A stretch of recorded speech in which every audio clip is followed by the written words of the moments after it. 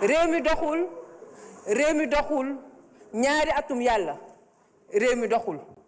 sénégalais yi am na ñuy xaar ñii di dundee yaakaar mais yaakaar mi ngi bëgg a tas te ñiy xaar ñi ngi bëgg a xàddi diagnostic bi nag def nga ko 17% de surfacturation 40% ci budget boo xamante ne dañ ko luubal dette cachée 300 milliards yoo xamante ne économiser ngeen ko ci contrat yi ngeen renégocier très bien mais ku wax ay jàngoro faaw nga wax solution yi saafara ji mais bëgg a xam monsieur le premier ministre kañ ngeen di def ay pose de première pierre kañ ngeen di def ay inauguration kañ ngeen di wax ay bonnes nouvelles yoo xamante ne dina mën a dëfal xolu sénégalais yi bind mi li ñu war a wax nag yépp wax ngeen ko bind ngeen ko te depuis jamonoy solution projet vision Sénégal 2050 plan de redressement wax ngeen lépp bind ngeen lépp mais bu ñuy jëw ci jëf ji monsieur le premier ministre furaas xaalisu or beeg pétrole beeg gaz bi la ñu bëgg a xam ñun ci seen bilan anamu kañ la sénégalais yi di toog di am soxla lamb seen poos faj seen aajo loolu mooy laaj bi jiitu monsieur le premier ministre école yi ñi ngi grève s'il vous plaît hôpitaux yi ñi ngi grève te kenn umpalewul ne suñu doom yi nekk ci école yi ñoom ñoo ciy souffrir surtout nag ñi nekk classe d'examen ñi war a faju dugg ci hôpitaux yi mënuñoo faju bu fekkante ne système universitaire def nañu 200 heures de grève diggante 2025 ak léegi may fàttali nag budget santé bu dee dañ ko wàññi de 18% faaw secteur santé yëg ko éducation mooy faju ak jàng du ay privilèges ce sont des droits constitutionnels donc lan la ñu nar pour génne sénégalais ci crise sociale boobu ci njàng moomu nag lay des la crise universitaire fukki atub yàlla yi nga def ci opposition loo ci waxul danga ko fàtte kon tey bu ñu kenn wax waxu récupération politique surtout nag bu ñu demee ba doomi sénégalais Abdoulaye Ba ñàkk ci bakkanam c'était la mort de trop l'enquête suit son cours kon duñ ci sori li procureur Ibrahima Ndoye waxi tamit dégg nañu ko te xam nañ ne moom ku maandu la mais du tee li xew ci université yi les 2 dernières années loolu yéen ñii seen échec la seen responsabilité politique la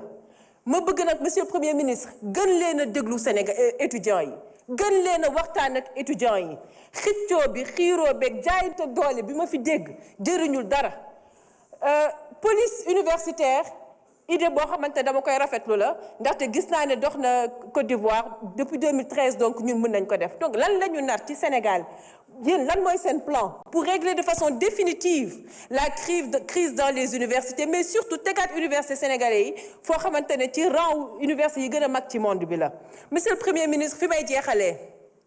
wax nga ci tuuti cof nga ko mooy suñu doomi sénégalais yi nekk foofu Maroc man nag mu am lu ma ci jaaxal Ousmane Sonko jël avion dem ba Maroc dem ba Rabat ñibbi ci loxoy neen bàyyi njabootam ginnaaw man de jaaxal na ma monsieur le premier ministre yow bu dee amoo ci solution xëy na nag sa xaritu benn bakkan di le président de la république ñuy laaj sax moom anamu ndaxte gëj nañ koo dégg te déggatuñ ko ci dara bu dee woo na le roi pour jéem a lijjanti lii naka lañ def ba daan bu diis bi continuer dal ci suñuy doomi sénégalais ak yéen loo leen na pour ñu ñibbisi le plus rapidement possible fi may jeexalee nag mooy tey bi may ñëw assemblée dama fi ñëw ak xol bu diis ndaxte ñi mën a seetlu gis nañ ne sama collègue député non inscrit yu bëri ñëwuñu tey li ko waral mooy démocratie interne ci biir assemblée nationale moo tàmbalee ndërmbeelu am nañ lu ñu metti dem nañu rencontrer le président de l'Assemblée nationale wax ak moom mu jël ci ay engagement mais ba fii ñu taxaw defu ci dara man nag dorénavant su ma dara métteetee fii mu xewee fii lay taxaw waxee ko fii et je prends tous les Sénégalais à témoin wasalaam. wasalaam jërëjëf. Aline Dieye, vous avez la parole.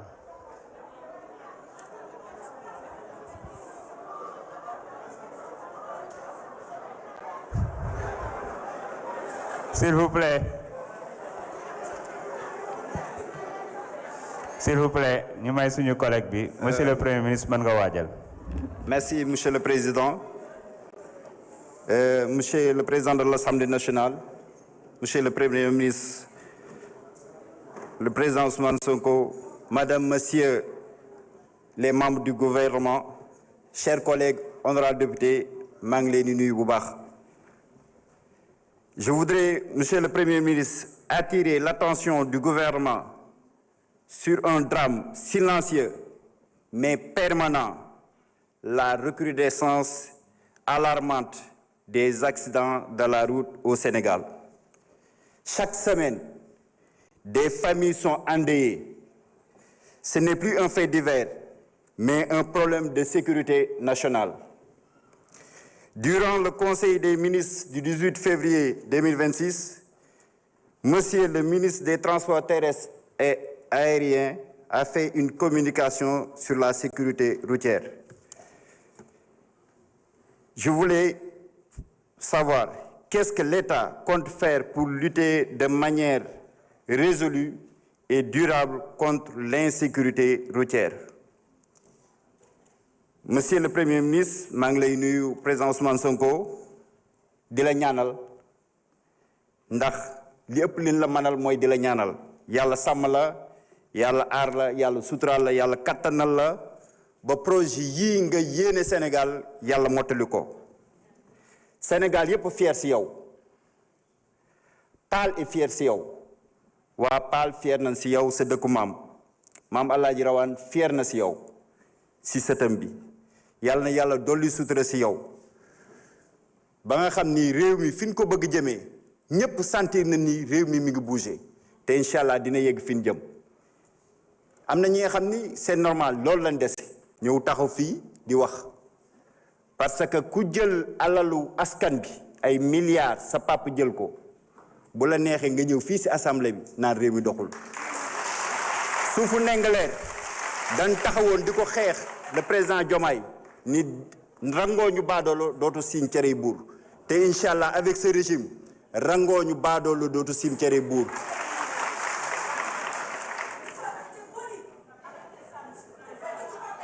S'il vous plaît, honorable, restez sur la question et développez.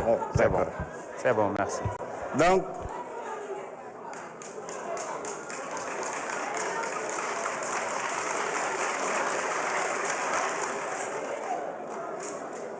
Donc lii mooy réew mi keneen papay jàmbur la mais ñi ngi sant ñëpp di gërëm ñëpp.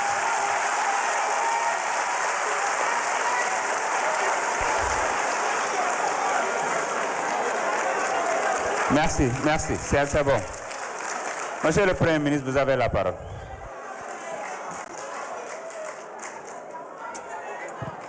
Merci, Monsieur le Président de l'Assemblée. Je donne la parole à